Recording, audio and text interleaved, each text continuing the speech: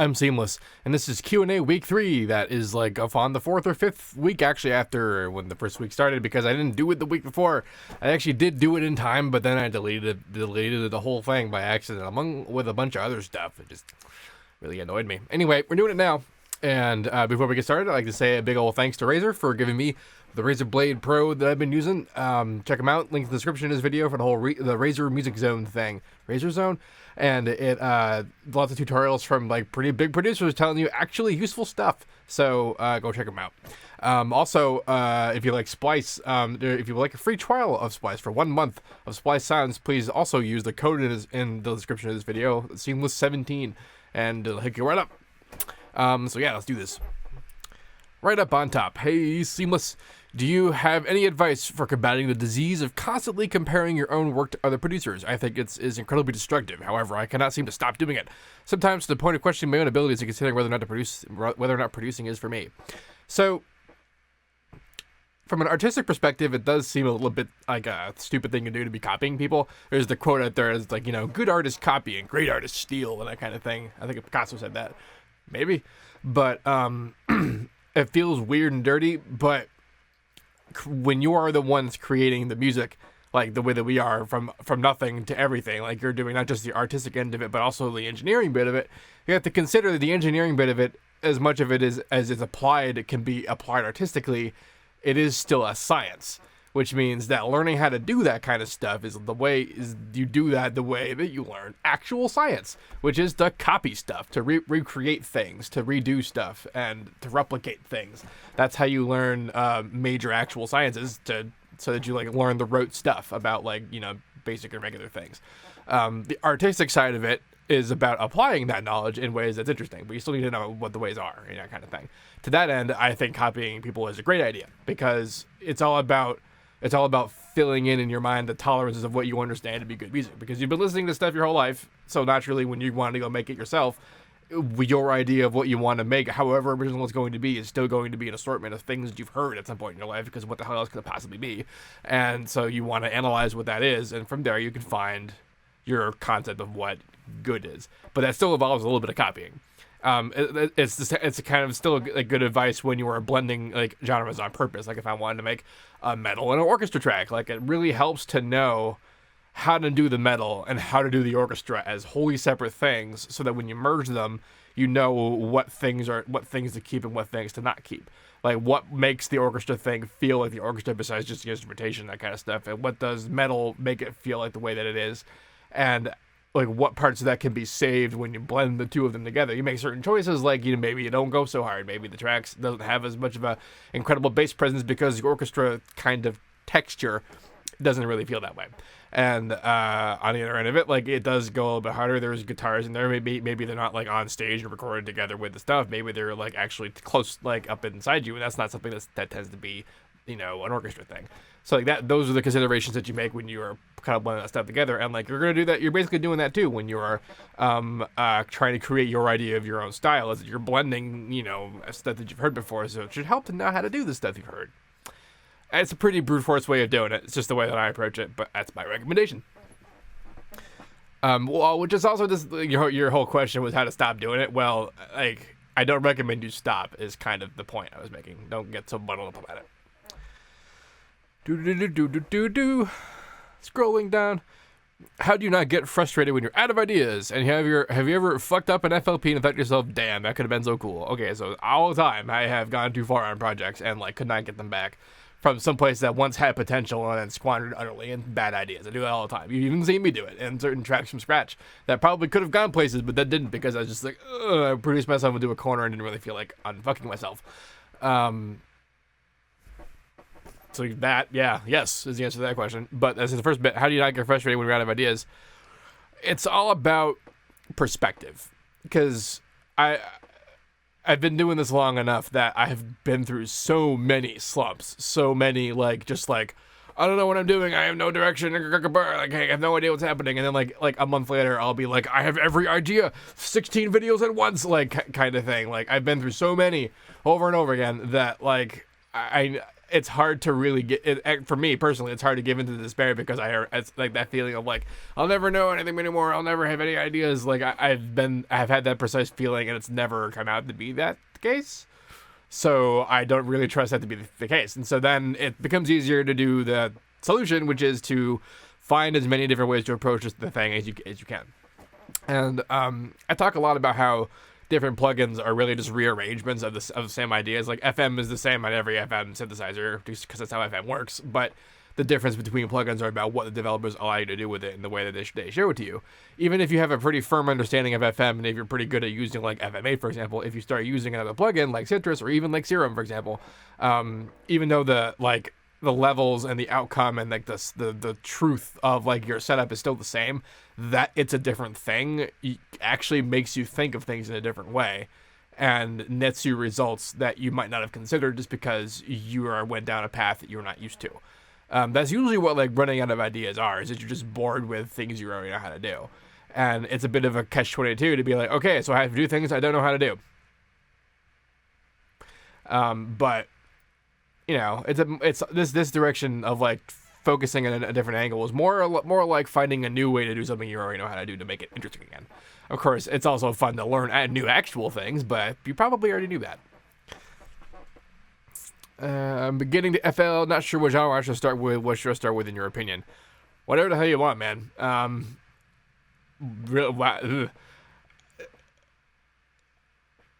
It's not really like a functionally correct answer to that question. You could be doing whatever, really. I've changed so many ideas about who I thought I was as a producer. Like, I was a drum and bass producer. I'm a metal producer. I'm an EDM producer. I'm a film scorer. Like, there's so many different things that it doesn't really matter where you start. You'll go. I at least have the intention of going everywhere. So really, what doesn't matter where you start if ultimately you go everywhere. Although I guess it should be noted that a lot about modern hip hop was shaped by FL Studio itself in its early days. So if you're like into hip hop, FL is literally like among the better DAWs to use, just because the styles were formed by it. Please be live when you're messing around with Ableton. I will. That's not a question. Was that a question? There's not a question in there. Thanks, though. I read that comment. Good man. Oh boy, drug question. Speaking of being high, have you ever taken stronger psychedelics and listened to music? If so, what did you think of it? And was it special to you?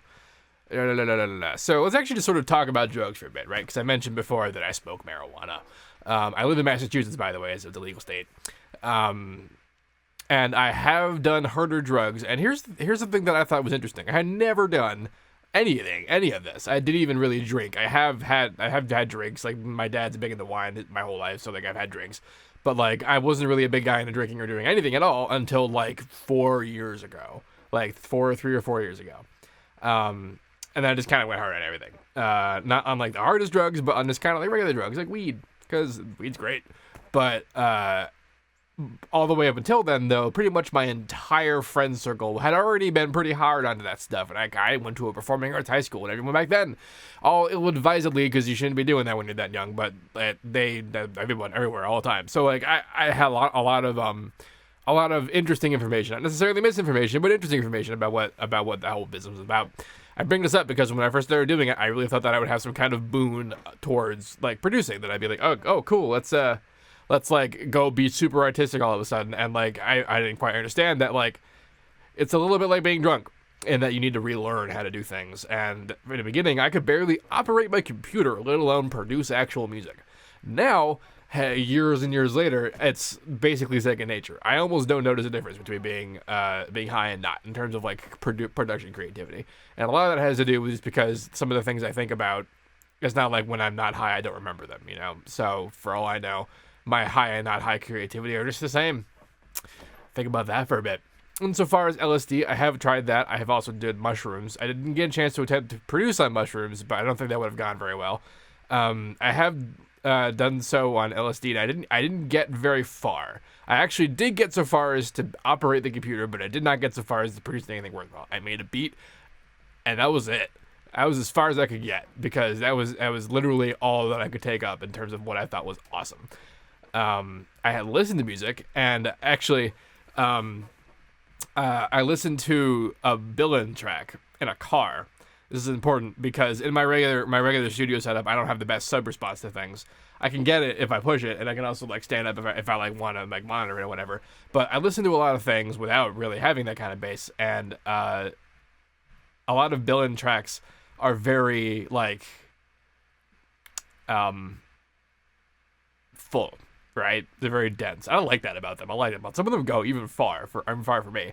And I listened to some of them on acid in the car with the sub all the way up, and they made perfect sense. And I know that's not just the drugs talking, because I remember, and I listen to those songs now, and they make the same kind of sense. It was just shown to me in a new way, and now I got it. It was one of the. It was not. It wasn't Colossus itself. It was off the Colossus EP, and there was. It was. I remember him talking about it as being some experiment in like sub and like how much a sub can move, and like if you listen to it, it sounds like this kind of whippy flappy thing, but with appropriate bass coming out of it, it actually feels right. There's actually a rhythmic sense to it, which like if he listens to this video, listens to me hearing me say this, he's gonna go, "Oh, thanks, man. There's actually a rhythmic sentiment to me." Like, of course there is. I knew there was, but like I just kind of chalk it up as being like, that's too hard for me, man. But like when my brain was all the way on, it was just right. So that was a particularly cool experience. I'm not really big on acid, to be perfectly honest. It's really cool, but like it ain't totally worth what it does to you later. And given the descriptions of a lot of harder drugs, I pretty much just don't really see that a time for me there. More questions. When's the next 7-Eleven vlog coming out? I guess the next time there's a blizzard and I remember to do 7-Eleven vlogs. Any thought of a minimal techno track from scratch? Could be a tutorial as well. The Razor seems great for YouTube. Audio sync is per. Oh, yeah, that's right. Because last video I had done it with the camera from inside the Razor, and yeah, I do remember the fact that I didn't have to try very hard to make the video sync up well. This whole GoPro capture thing, like the sync happens if I get the audio response right, but it like drifts. That's annoying. But yeah.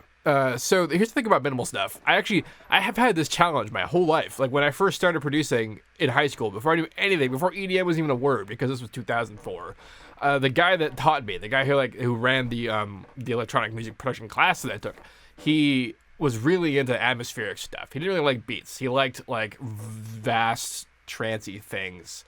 Like that was his whole shenanigans. But like, so he would listen to, he liked Jean-Michel Jarre and that kind of stuff. So he liked some beats and some things. He begrudgingly took the beat. But what the hell was the point I was asking? Middle thing. So he would ask me to make these things, and a couple times I would, but then I would just hear a beat in there that would feel so good to me. I could not do it. I couldn't let it be minimal. I couldn't let it not like go all the way, and I still had that problem. I still had the problem of like I'll start making a minimal track, and like I won't even really feel like it's the minimal track. I feel like I'm making an intro to something bigger, and then I will. Sometimes I had the exact opposite problem where I'll have made an intro to something that I thought was an intro that was actually too banging to not be its own track, and that track was called Remember, off of the R is silent, Momentum. Was that track on Momentum? Wow. Well, I don't really remember what track that was on. That's how much I pay attention to my own music. Do you still participate in the marijuana?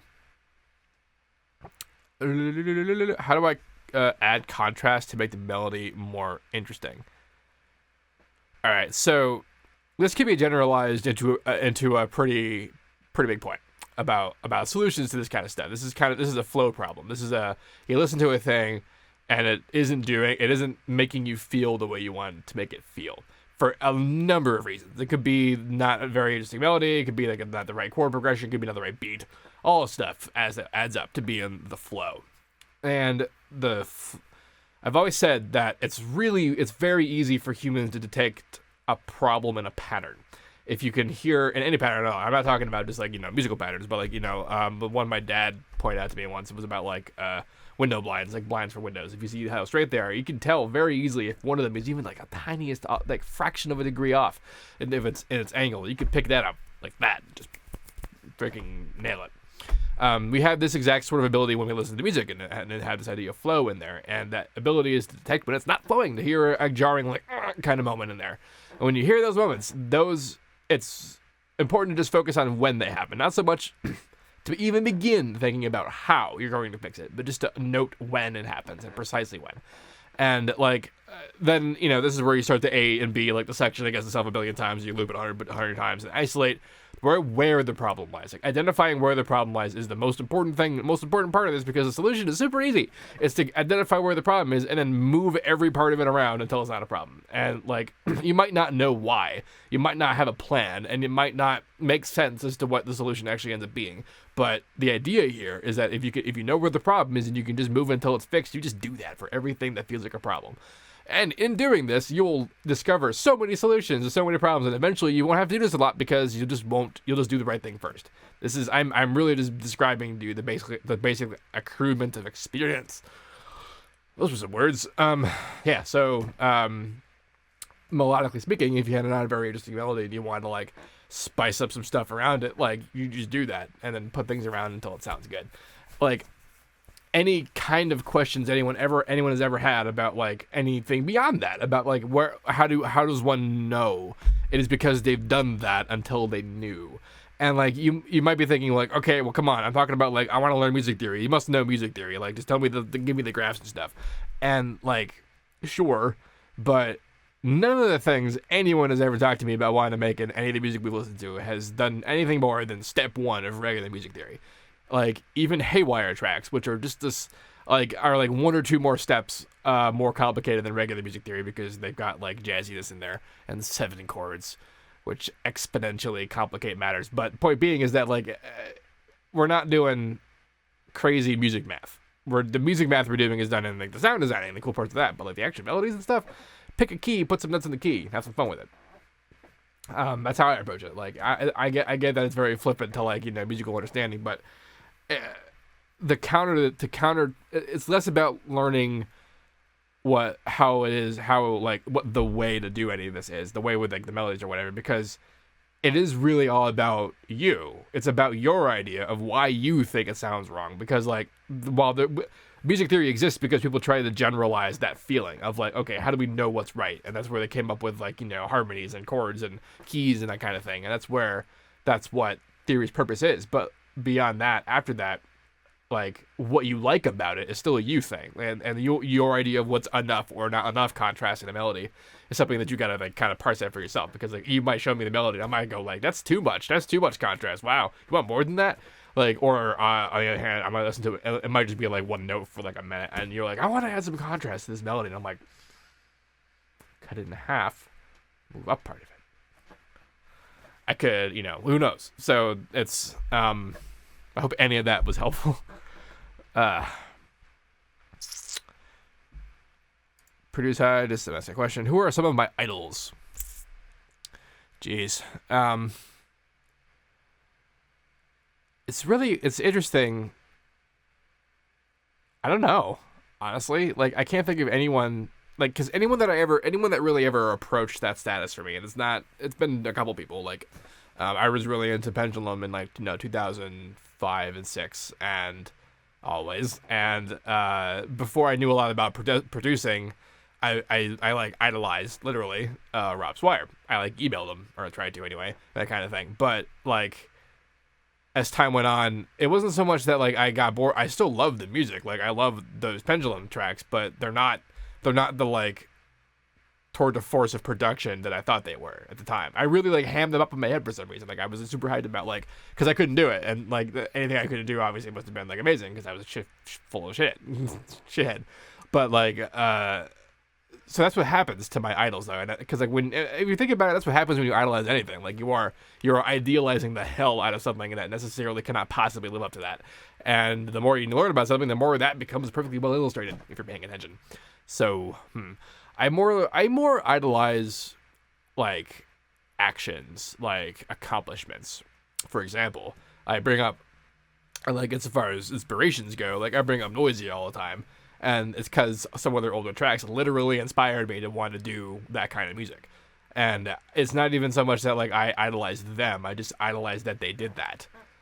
Some people might say that that's enough to idolize them for having done that, but I don't know shit about what they want to do now, or what, you know, whatever. And actually, this is an interesting perspective, just because I have, from my own self, had fans who stopped being fans of me and were mad at me because I didn't do a certain thing or didn't continue to do a certain thing, a certain style or a certain way or whatever.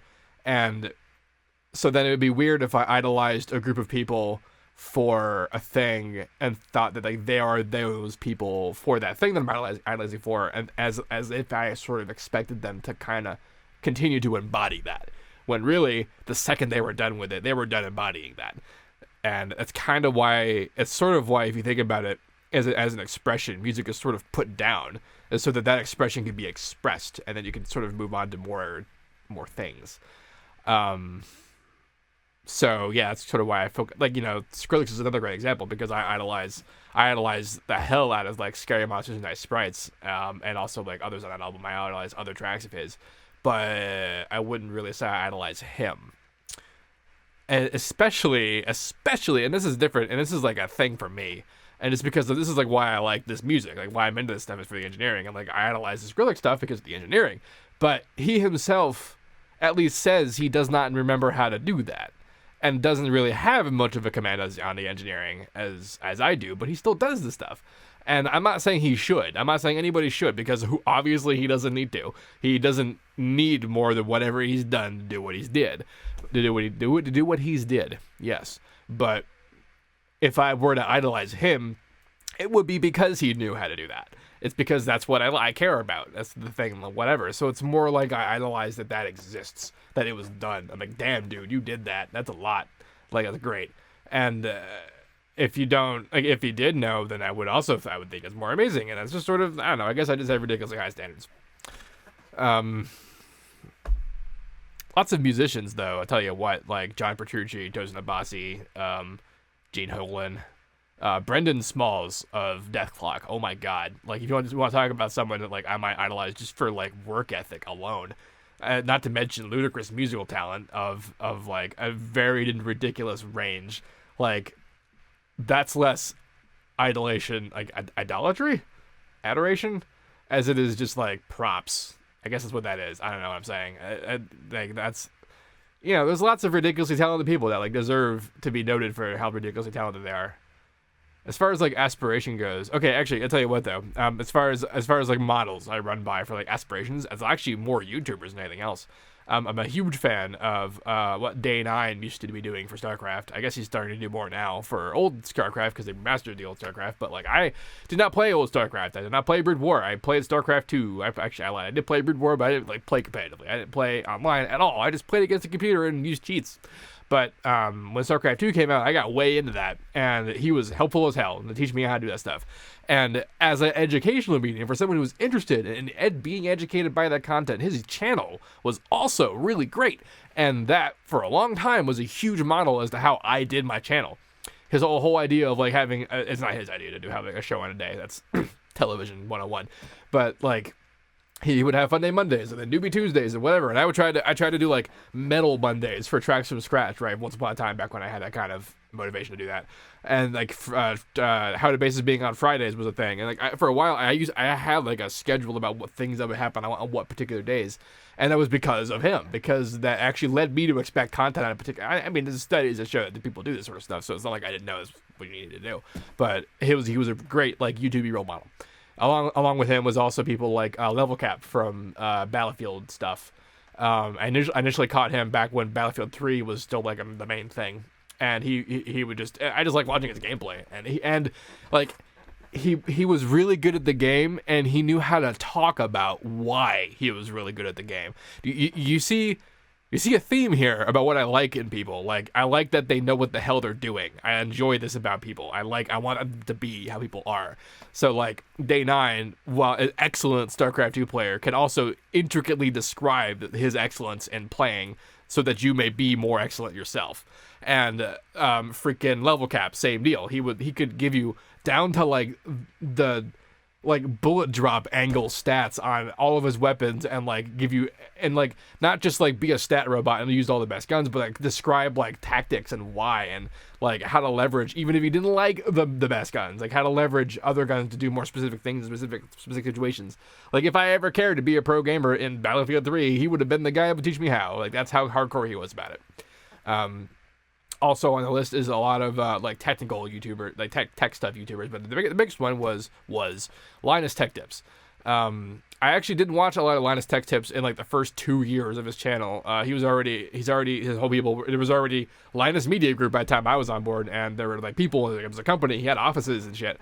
But their approach to video content was also super something that I enjoyed, and for the same reasons that they didn't skimp on the kind of ridiculous in-depthnitude that I wanted in content I was watching. And that's the kind of crap I aspire to have in my channels as well. Like it's what I feel should be the default.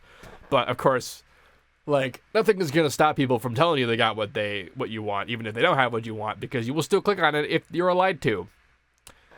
Anyway, yeah, idols. Have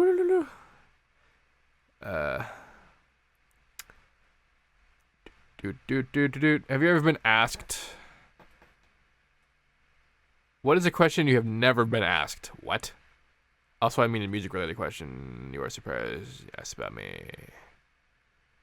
Okay.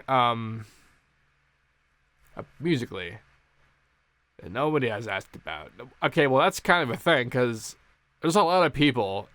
And a lot of them watch my stuff, and a lot of them have asked a lot of questions. Just about everything has been asked.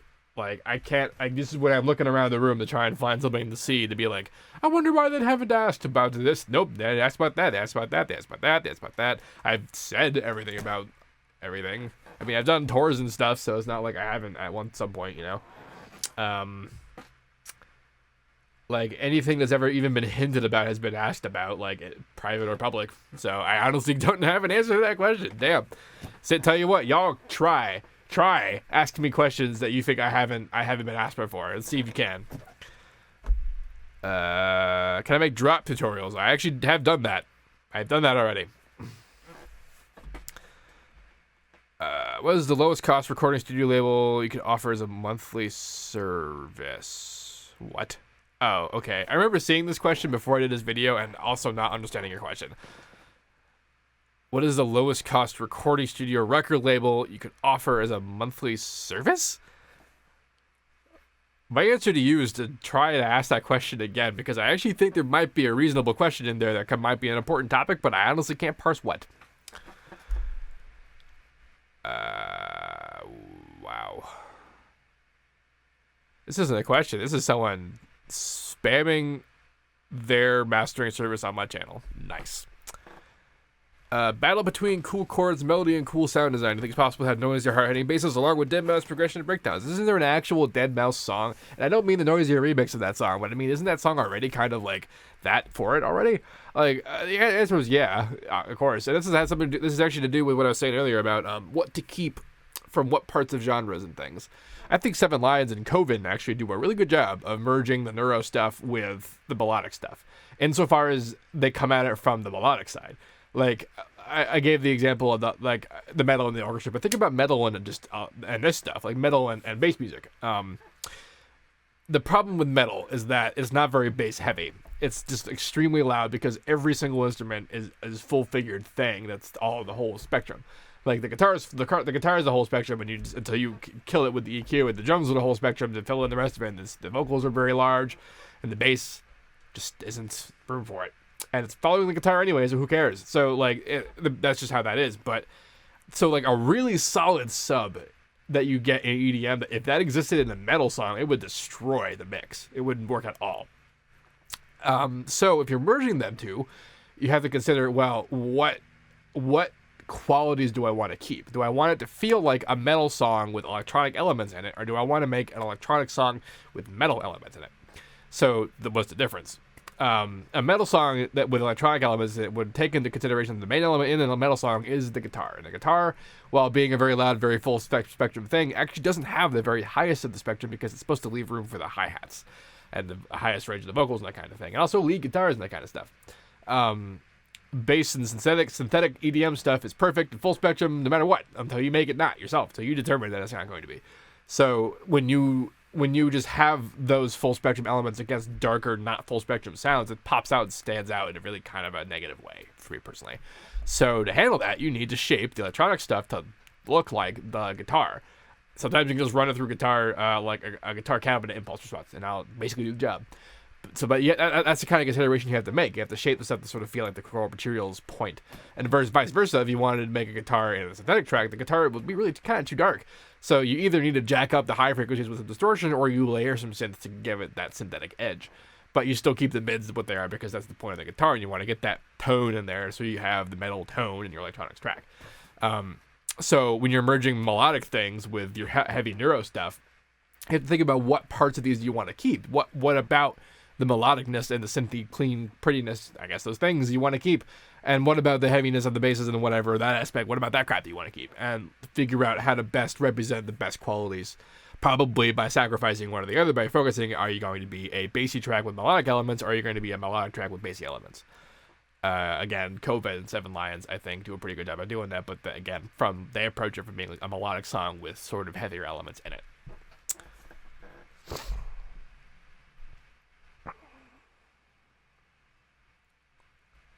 Lots of people asking me if I still do weed. I very still do weed. I actually grow weed. Here are more of my metal projects. There actually just are not. I haven't really produced much. I haven't touched anything from God Eater in freaking forever. I've just been too busy with things. And, no. So, no. Can I touch your beard? I guess not anymore. What does Protect slider do in Harmor? It's basically a project-wide mask inside Harmor that prevents anything from turning off those harmonics. By default, it protects the bottom bass harmonics, but there's actually a page for it in the drop-down menu that just says harmonic protection, where you can just draw your own protection graph to protect any frequency you want. By default, it's great to save your sub from whatever you might do to it, like filters and phasers and prism changes. Actually, I guess the volume stuff stays the same, or the pitch changes stay the same. It's the volume stuff that it keeps steady. So that you need to protect it. I noticed your instructor listed on Cymatics Academy.fm site. I don't know if you're involved with the project of theirs, but I had a thought. What if you work with them to do some kind of VTR sessions there? Virtual training sessions? Is that what that stands for? I've done videos for them, yes I have. I'm probably going to do more. I like them. I don't mind them. I kind of minded a little bit about how hard they went on the advertising on my channel, but that was just kind of my own fault. That wasn't really their fault. But yeah. Who knows, really? La la la la la la. Happy birthday! It was my birthday. That's right. I'm 29 now. Do you resample a lot of basses? I actually really don't do that as much anymore. In the beginning, I went hard on resampling, not just with Harmor, but even before that. I went hard on resampling because that's how I heard the Noisia did their stuff. And I didn't even, back then, I'd even not begin to ask why. I didn't begin to ask why they did resampling, because they had a lot of hardware. And that meant you had to if you wanted to use it more than once. And versus even when I was starting to do this, like, stuff was getting, like, software DAWs were already rather mature. Like, FL4 was really like when FL is what you see it now. Like, that's when they this whole like UI style, like the vectorial thing came around FL12, but even before, like, this, where it was from FL4. And so like this was, I never had to deal with like the truly old and janky like digital music world. So I never had to really like need to use the utilitarian purposes for sampling, which was to preserve processing power and to use hardware. So not understanding the spirit of the requirement at all, I just was doing it just to do it, and I never really got it. So I left it alone for a long time, and then I started doing it with Harmor, and I did get it, but because of things I didn't understand at the time either. I didn't really get that Harmor's resampling was imperfect, and that's why we were getting unique phase cancellation as opposed to just typical regular phase cancellation you get when you DQ two voices together. The reason I mention that is because after a while, once I learned enough about what was happening at the lowest level of all this stuff, I didn't really need to resample. I could just do it. I could just make the sound the way that I need to be made. And if I needed to resample, I actually don't need to do that either, unless I'm doing a specifically audio-based processing method. Like if I wanted to use an Edison script, or if I wanted to do a granular run in the granulizer, that kind of thing. Or if I wanted to resample in Harmor, it requires it to be audio. But if it's just I want to put more filters on it, I could just put more filters on it. And of course, I also had the hardware, the actual literal synth hardware, so that means if I want to do that, I'll resample it. But that's, again, more of a utilitarian thing, not just because it's not like the thing itself needs to be done. It was once a requirement for much more valid reasons, but honestly now, I don't really need to.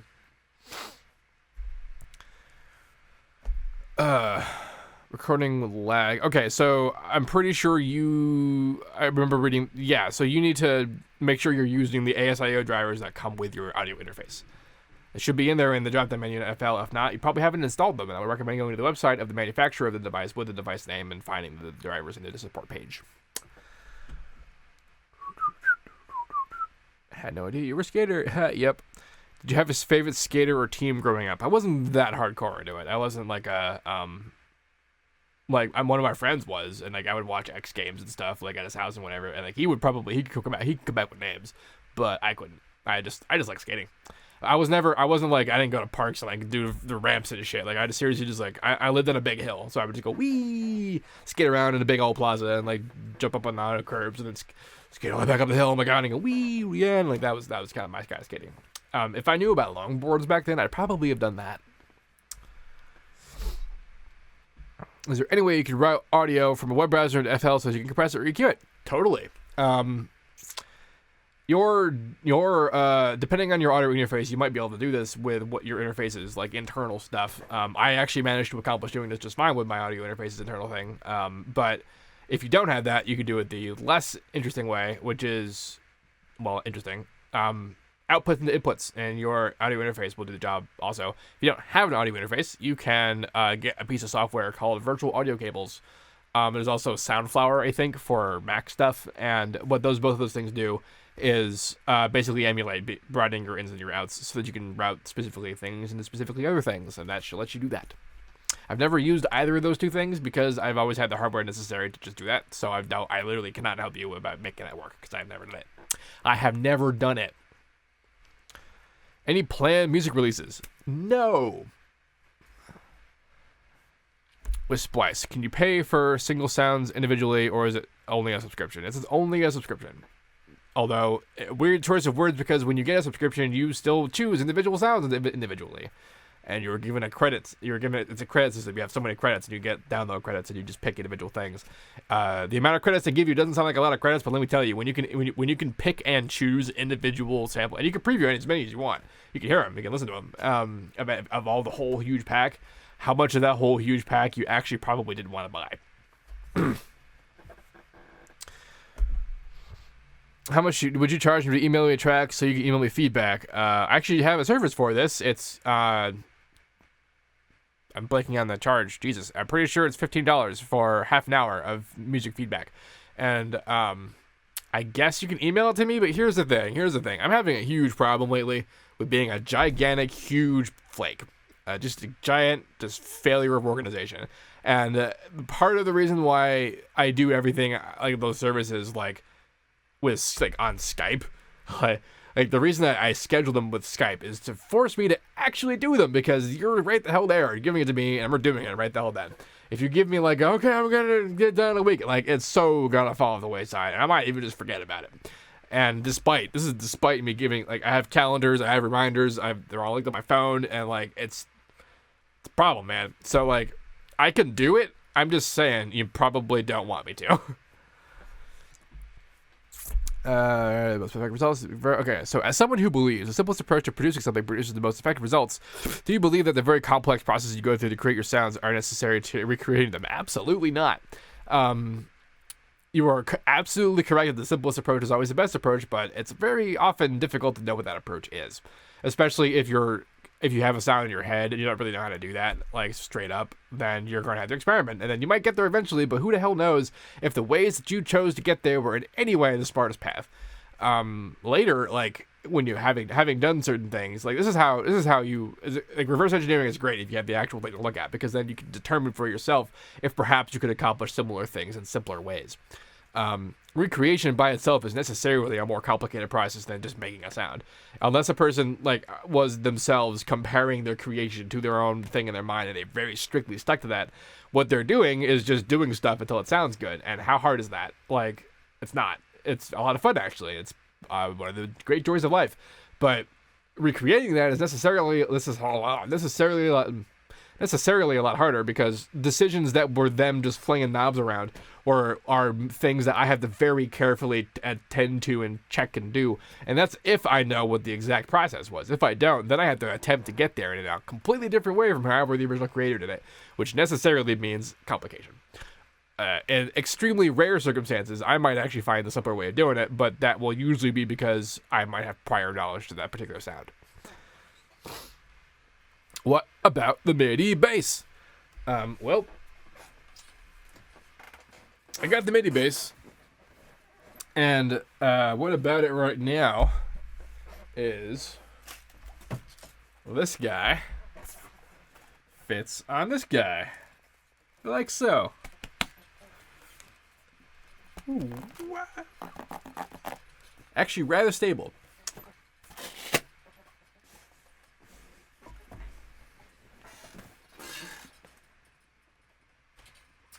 So that's what about the MIDI bass. A lot about that will come at some point. I'm developing it. This is what's up. As far as Splice goes, Looperman. Hey, no, Looperman, do not know.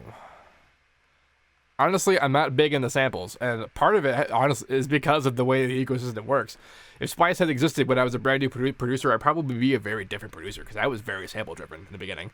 It's because I didn't know anything about synthesizing shit. I could only use like presets and samples and things. You look more metal than last time. I wonder why. Mentioned producer challenges being a thing again. It's been a long time since you tackled these. What kinds of challenges are you going for? Well, you know, I've only got the basic ideas, like, you know, drops in some amount of minutes. I was about to say 10 minutes, but let me tell you something. People thinking about the whole VR 10-minute thing, note that I don't have a lot of presets or templates for what I do. I actually just made a template for the first time ever that actually might be something that I like, and all that it is Superior Drummer 3 opened up, and 2 sidechaining envelope controllers, 2 a limiter, and a Maximus that's off. Like, that's what my template is. So like I don't have like mastering presets. I don't have mixing like channels. I don't have any of that stuff. And I'm not saying that like he's a lame producer for doing that. It's actually incredibly smart, and that's why, because you saw how fast he put that together. But I don't, which means it will necessarily take a lot longer. Tricky Towers is so dope. Yes, it is. It really is. Would you consider making any more how to bases with Reactor? Yeah, I am considering it. Do real sounds matter? I tried to make my own sounds on FL with Harmony, but I'm at the point where I realize nothing else matters but sound design, or does it?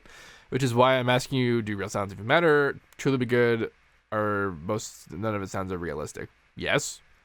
Do they matter? No. No, it doesn't matter at all. Straight up. I don't think I have to qualify that. It just doesn't. How can I control a unison detune with an envelope in Citrus? I know Massive Incidents like they have the ability to just make the envelopes for that kind of thing, but I like using Citrus. I actually replied to this guy, and he already got his answer. So if you're interested in hearing my response to that, you can go look at it, because it was kind of technical. It was about getting some workarounds, because fundamentally Citrus doesn't do that. My setup requires E-drums and a MIDI keyboard going to each drummer and Serum respectively. The only way I do this I found is set each drummer the channel with the E-drums and get Serum the channel of the MIDI keyboard. MIDI channel, okay, so lots of, yeah. MIDI channel can be automated, the mute buttons and the pattern. So FL's live functionality is lagging. It's no way around that. It's just, that's the way it is. Is the fate of having been a DAW first before going into performance things versus lives having been a performance thing and then becoming a DAW. So FL's MIDI routing is a little bit weird, but some recent additions make it a little bit easier to do some things, like being able to lock a channel to an instrument without having to worry about routing channels and whatever, and not having to worry about those things triggering the preview channel, which is a big deal. Routing other crap like the playing and the transport and the mutes and whatever, like it's gotta be situational, just because again the MIDI routing is kind of a pain. Nothing else about that to be said. Will you be streaming while doing tracks from scratch? Maybe not. Probably not. Honestly, it's a big. It's okay, but it's a big hindrance to actually making the songs the way that I normally make them, because I necessarily do them differently for being watched. And, like, it's sort of my job to be a professional dude that gets watched because I do a YouTube channel. But at the end of the day, that's what happens. And it's a little bad because if, like, you're expecting to see, like, regular seamless quality, what ends up happening is you end up seeing slapshod thrown together seamless quality. And that's not very good, in my opinion. Hey guys, how would a producer go about getting gigs to shows or performances at? Cool. A gig question. That wasn't really what he said. That wasn't really asked, but the question was, how do I get gigs? Here's how you get gigs. You get gigs by being somebody's best friend, by being the contact, by being the guy in the network. And of course, that's always the answer to every question. How do I do anything? I have friends and high places, and I have a network. And the question after that is always, okay, well, how do I do that if I don't have a network? And you do that by being people's best friend. If you get a show, like, it's hard work to get your first show. You just spam venue owners and bookers, people who are putting shows together, like, go to shows, ask the people who put the show together, find out who that guy is, give them your information. And then eventually what will happen is that someone will go down a list of people that they already know will be good for whatever they're doing, and they will eventually run out of them, and they'll get to you, and then you'll get your show. Once you get your show, you need to be everybody's best friend. You need to be, like, the opposite of the typical talent. See, there's talent and there's management. I don't necessarily mean management of, like, agents for talent, for, like, artists or whatever. I mean, like, the people who are putting the shows together, booking agents, the owners of the venue sometimes are one and the same, that kind of thing. Or just the guy running the place for the night manager for bars, mostly bars. I'm bringing up bars because low-level live shows are at bars, and you want to establish yourself at, like, whatever kind of local locality you've got, or whatever the closest location you can access that has this sort of ecosystem. Probably a city of some kind. You want to do this because what ends up happening is that when larger acts roll in, they want local talent to support them, to open for them. And when that happens, they hit up all the local booking agents and people, some contacts they have in there, and then they tell them who they think should be done, who should be in there. And in order for that to be you, in order for you to get chosen in there, you want to be able to do primarily two things, and they're really about evenly weighted in terms of things that you need to do. The first one is pretty obvious. You need to be able to bring people to shows. In the beginning, it's a little bit easy because when you go to all your friends, it's like, it's my first show. They all want to go, and they do, and it's great. But you can't count on that the second time, so please don't. Please don't think your friends are going to go to all your shows all the time, especially if you do them, like, every week. Don't do that. So you want to actually also be good to let people want to come back. How you do that is entirely up to you, and it's entirely also up to the locality and what's going on, and you just gotta analyze the area and see what you can do. And, like, sometimes you might not be able to do shit. Like, there's not shit for a lot of electronic stuff where I live. There's a lot of metal, and I have, that's why I have had metal bands, more than one. So that's, I had to take that into consideration. But, it's that basic idea. The other thing is the being the best friend part, because you want to be, like, especially if you're going to be a DJ in a genre that's rather saturated, like a lot of the electronic stuff that we do is, then you have to have something that distinguishes you from the other guy, because the other guy is probably just as good or better, and probably can draw as good or better. But if you are easier to work with, if you show up on time, if you leave, if you do everything the guy says, if you do the show well, if you don't leave early, if you get your people to stay for the whole show, if you're an opener especially, like, unless you're at some gigantic, like, stadium thing, who gives a shit, but, like, local stuff too, like, you want to endear yourselves professionally to the people that put these shows together, so that when the big guys roll around and they go, who you want to put on the show, they are not only going to consider that you have a certain amount of draw, but they will also consider that you are professional enough not to make them look bad when they put you on board with the bigger act. And then you're here at the bigger show, and you go and find who put the show together, who was the big guy, like the tour manager for the bigger act, whatever. You give him your information. You talk to the acts or whatever, make some friends. This is what networking is. Just do that relentlessly, and then eventually you'll get bigger and bigger calls, and then you get bigger and bigger following, and you get bigger and bigger draws, and you can ask for more and more money, and you can just do that, and eventually you're on Ultra. That's what's up. Did you take drugs before filming this? If you're talking about the previous question and answer, no. If you're talking about this question and answer, also no. Where do you type in the code at? Oh yeah, the resubscribe. So if you already have a Splice account, I'm pretty sure this isn't going to just add to your account. I'm also sure that this is just a free trial for people who don't already have Splice accounts. Getting high and working out works for you. Yeah, it did. Insofar as I had to get past the blinding pain of my atrophied leg muscles once I started using them again.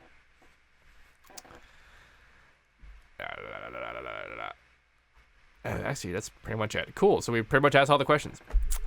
Neat. Well, if you have any questions about anything, you should ask them, because this is the question and answer video. Questions asked in this video will be the ones I look at for the next video. As usual, thanks to Razer for doing all the stuff. Thanks to Spice for giving us the code. If you want a free trial of Spice, that's what that Spice's thing is for. I just gave you that whole spiel already. Don't forget to like, comment, subscribe, and all that fun stuff. And as usual, have a nice day.